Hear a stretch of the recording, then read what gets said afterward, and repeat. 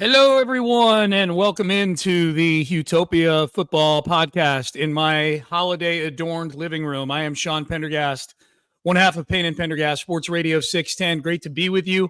Getting you ready for the Titans and the Texans on Sunday at NRG Stadium. Back to the noon kickoffs. No primetime game this week. No more primetime games. Nationally televised games, week of Christmas, Chiefs and the Ravens, but no more primetime games. Unless they make the Super Bowl, that's a primetime game. So anyways, good to be with all of you. Appreciate you tuning into the podcast. Appreciate you downloading it. Quick reminder off the top that if you haven't already, if you're just finding us or if someone may have just shared the podcast with you, to hit the subscribe button and give us a rating and a review once you've had a chance to sample it and let us know what you think. But we do 3 of these a week.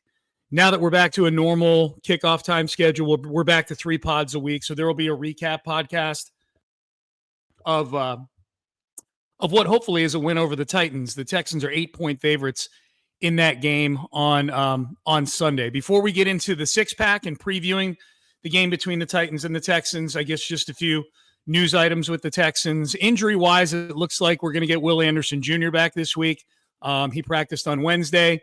The Texans are just now getting off of the practice field as I'm recording this on Thursday. You're probably listening to this on Friday. Will Anderson practiced again today. So it's believed he's on track to get back to his starting role opposite Danielle Hunter at defensive end. So that'll be great having both of them back in the lineup at the same time. I feel for Will Levis. Actually, I don't feel for Will Levis at all. What am I saying?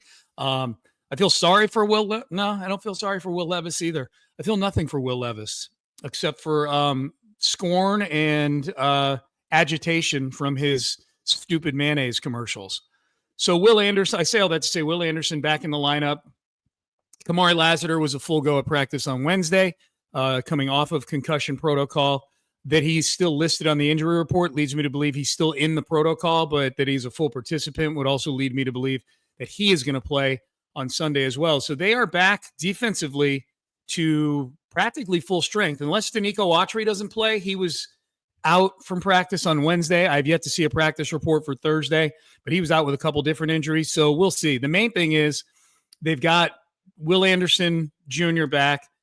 They've got their full complement of linebackers that have actually played this year. Christian Harris, I'll talk about in a second because Nick Caserio gave us an update on that on my show today with me and on Payne and Pendergast with me and Seth Payne.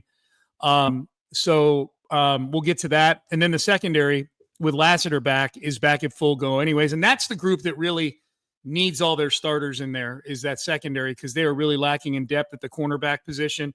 When you lose Kamari Lassiter earlier in the season to the broken shoulder that he had, the scapula break, and you give D'Angelo Ross 100% of the snaps, that's bad times. That's hard times, as Dusty Rhodes would say.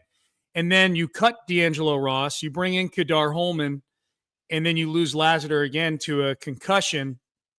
And now Kadar Holman, who you literally pulled off the street, or maybe they may have signed him off of somebody's practice squad, whatever the case may be. He was not playing for an NFL team when they picked him up.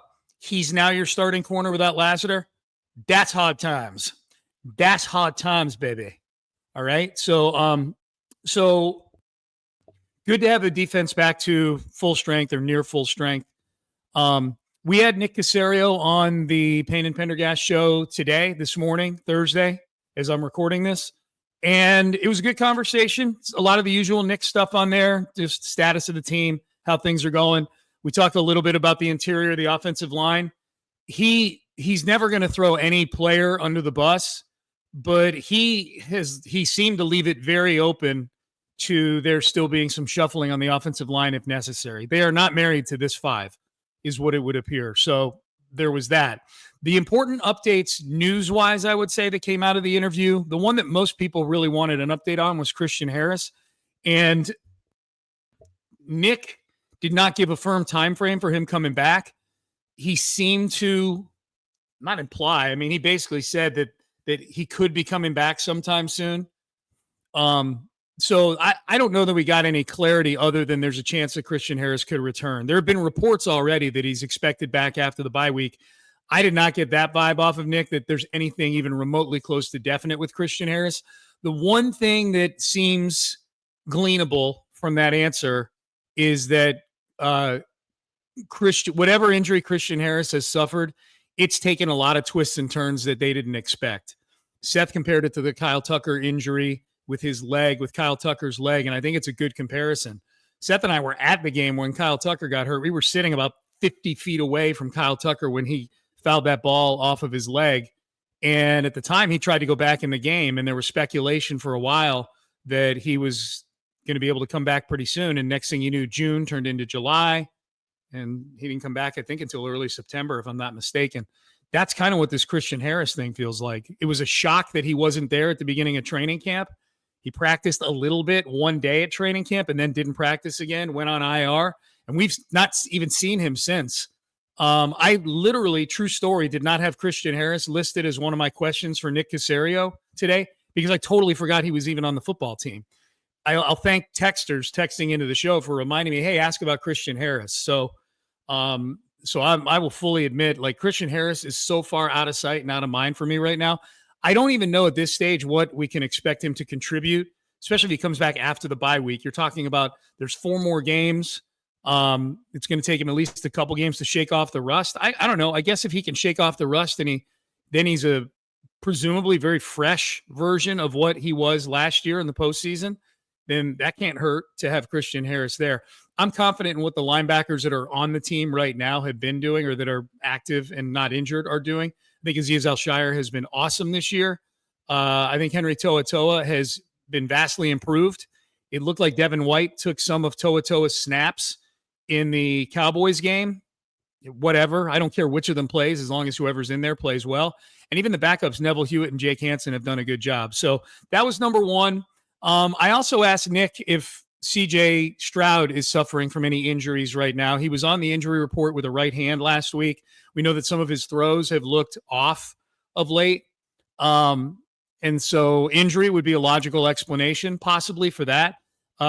Nick completely dismissed that, said much ado about nothing. He's fine. He's healthy, which I guess means he's just a little off without an injury, which I'd almost rather he'd be suffering from some sort of minor injury to explain it. I guess you explain it by second year. He's been getting hit a lot, and he's had a lot of muddy pockets, and maybe that's had an effect on him physically or psychologically. I'm still all in on CJ Stroud. I think he's awesome. But it's been a struggle this year for him compared to what I think we thought he was going to be this season. A struggle with CJ Stroud is still better than a lot of other quarterbacks out there, but by his standards, by our standards, my standards for him, it's been a struggle at times this year, but still all in on CJ Stroud. So those are the big things that come out of the interview with Nick. He was very complimentary of Jalen Petrie, like over the top, to the point where I'm like, okay, that guy's getting a second contract with the team. Like, he was that gushing about Jalen Petrie when I asked about him. I asked him about Joe Mixon's workload, if he has any concerns about Mixon getting so many touches and nobody else getting any touches right now. And he didn't seem overly concerned, but he didn't completely dismiss it either. So hopefully we get a couple of these games, kind of like the Patriots game back in week 6, where you can just put Damian Pearson there for the third quarter and part of the fourth quarter and let him carry the ball 8 or 9 times. That would be good. These are 2 games coming up here that should lend itself to backups playing in the fourth quarter, we hope. So with that in mind, let's do the 6-pack for the Titans and the Texans. Again, Sunday, noon kick. Texans, last I looked, an 8-point favorite in this game. This is the first meeting between these two teams this year. They'll play again in the final week of the season in week 18. They met twice last year. Of course, the Texans, they met twice within 3 weeks last year.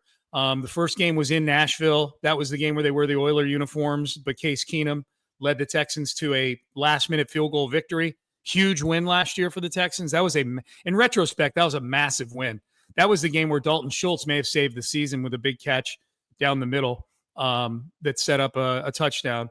And then 2 weeks later, the two teams played at NRG Stadium. The return of CJ Stroud, Will Anderson played in that game as well, had a couple of sacks. They won that game. I believe 26-3 was the final score. So this is a Titans team that struggled to score in both games against the Texans last year. So let's start there with the 6-pack. Can number one, let Levis. Let Will Levis do Levis things. The Titans have scored less than 21 points in 9 of their 10 games this year. Will Levis has started 7 of those 10 games, and he's had an interception in all but one of them. And in a few of the games, at least a couple of them, he's had multiple interceptions. And his interceptions aren't just normal garden variety overthrows or miscommunications. At least early in the year, his interceptions were backbreaking, numbskull, stupid shit. And to the point where he's actually got a sense of humor about it. He was asked what he's improved on earlier this week. He was asked what he'd improved on, and he said, well, I've stopped rolling the ball and throwing it underhand and chest passing, which is good. I suppose that's progress. But Will Levis is very mistake prone. He's very prone to taking big hits. I don't know how, I'm guessing that the Titans are going to continue with this experiment for at least another year, but who knows? If they wind up in a spot to get a quarterback that they like, they may take one and just punt on Will Levis after 2 seasons. I wouldn't be supremely confident that Levis is going to turn into the starting quarterback they hoped he would when they drafted him with the 33rd overall pick. I just think he's too irresponsible with his body. There's a lot of similarities, actually, between Will Levis and Anthony Richardson. In some ways, Levis is sort of a poor man's Anthony Richardson in that he's got a strong arm, but probably not as strong as Richardson. He's inaccurate like Richardson. He loves to run and throw his body around and doesn't do it very responsibly like Anthony Richardson. And I guess the big difference would be Anthony Richardson's actually won a few games this year, whereas Will Levis is 2-8 on the season, or his team is 2-8 on the season. So let him do his thing, heat him up, and let the game come to you, Texans. This is the worst possible team for Will Levis to face right now. The Texans have turned the opposition over 17 times in the last 6 games. This is a bad matchup for Will Levis, especially the way the Texans secondary is playing, very opportunistic, and the defense very hard hitting. So let Levis. That's number one. Number two, and this kind of ties into it, but just getting Will Anderson Jr. back and watching him and Danielle Hunter do their thing. I'm so excited. You guys know how I felt about this before the season, that I put a defensive third down for the Texans with Will Anderson Jr. and Danielle Hunter coming off the edge at or near the top of my Houston sports instances right now. Yordan Alvarez at bat is probably still number one. You do not miss a Yordan Alvarez at bat, but I do not miss a third down involving the Texans defense when both of these guys are healthy. Holy moly. They had 5 sacks against the Cowboys last week with no Will Anderson. They had no sacks in the Detroit game, but they did put fairly constant pressure on Jared Goff. Danielle Hunter leads the league in pressures right now. Will Anderson Jr. was the defensive player of the month in the AFC when he went out with his injury against the Jets a couple of weeks ago. Let's fucking go. Let's eat. Let's destroy Will Levis. Let's destroy Tony Pollard. Let's destroy all these mofos, man. So Texans defensive line, particularly the rush, is number 2. Number 3 in the pregame 6-pack is contain Justin Simmons, or Jeffrey Simmons, I should say. Justin Simmons is the safety that we all wanted from Denver. Jeffrey Simmons. Contain him. I love this test that's coming up here for the Texans in the interior of their offensive line, and that we'll get a much better gauge in this game, I think, as to where they are with the changes they made than we did against Dallas last week. Dallas is just a wreck. They're a train wreck and a circus and a dumpster fire. But you can't let Jeffrey Simmons wreck the game. You know, there was a wreck the game guy on the Cowboys last week. His name was Micah Parsons. You held him to 1 tackle, no sacks. I think if you keep Jeffrey Simmons, if you hold him, I think the goal is no TFLs, minimal tackles, minimal disruption, minimal hits on CJ Stroud. They've got some guys on this defense. You know, Tavondre Sweat, the rookie, has done a good job for them this year. Harold Landry, the edge rusher, is a good player. So they've got some guys, and defensively, they've held the opposition to 3.7 yards per carry. This is a good run defense. So, and Joe Mixon's been really good. So this will be a strength on a strength, at least in the case. I don't know if the Texans run game, like as a whole, is a strength. I think it's more Joe Mixon is a strength than the Texans overall run game. If the overall run game was this good, Joe Mixon wouldn't be getting all the carries. You know what I mean? If they felt that just the holes are there universally for whoever you put in there at running back, then Dameon Pierce would be getting 5 or 6 carries. Dario Gumbawale would be getting a few carries, whatever. J.J. Taylor's back on the practice squad again. Nick mentioned him today as a potential body at running back. You got to keep Joe Mixon healthy, though. I mean, that's one thing, keeping Jeffrey Simmons off of him. Like, literally, don't get Joe Mixon hurt. That is a major drop-off. That's probably the biggest difference for the Texans and maybe the really, really good teams. One, the interior of the offensive line is still not proven it can protect consistently. And the Texans just have too many positions where the drop-off is from elite level player to barely a street level player. Cornerback is definitely one of them. I would say running back, definitely one of them. I would say wide receiver, that in between, John Mechie has started to bridge the gap a little bit, but if you had told me Stephon Diggs was going to get lost to an ACL before the season, I would have said, all right, well, go Tank, go Nico. And I don't know what the hell after that. So that's all. And then the offensive line itself, I mean, some of the guys aren't even performing themselves at a street level right now. So I say all that to say contain Jeffrey Simmons. That's number 3. Number 4, this needs to be a get-right game for C.J. Stroud. He's been very up and down over the last month and a half. Not all his fault, but there have been some things, the interceptions, the inaccuracies, sometimes feeling a little rushed. These are all things I understand based on the amount of abuse that he's taken physically. But this is a bad team with an okay defense at home.